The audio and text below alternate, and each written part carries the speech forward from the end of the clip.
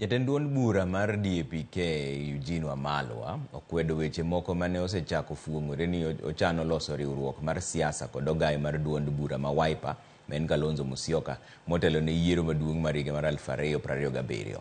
E twak mare kod Ramogi TV, Wamalwa onyiero weche makamago kolero ni romo mar siasa ma osebedo ka otimo kanyakla kod Kalonzo en achiel kuom okenge mag Azimio mar tego duond buche duto mag manie Azimio.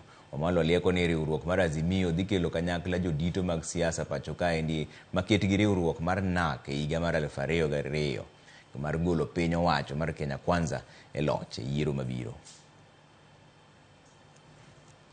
The coalition is only as strong as its constituent parties.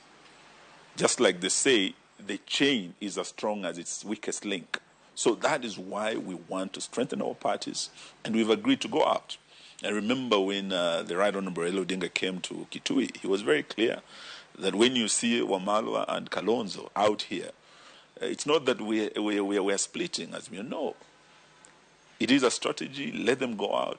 We've seen Raila at the cost, strengthening ODM and across the country. That is an agreed strategy that we have as Azimio. Ultimately, we will unveil our ticket, and I believe it will be the winning team. I have no doubt. And for those who are doubting that William Ruto can be beaten, because they are saying he's unbeatable, he was able to beat you when you had the deep state, you had the system, you had everything.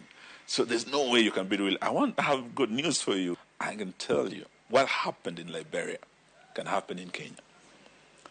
George Weah, a young man like Ruto, had the opportunity to lead his country, but where nomics failed the people of Liberia, they sent him home after one term.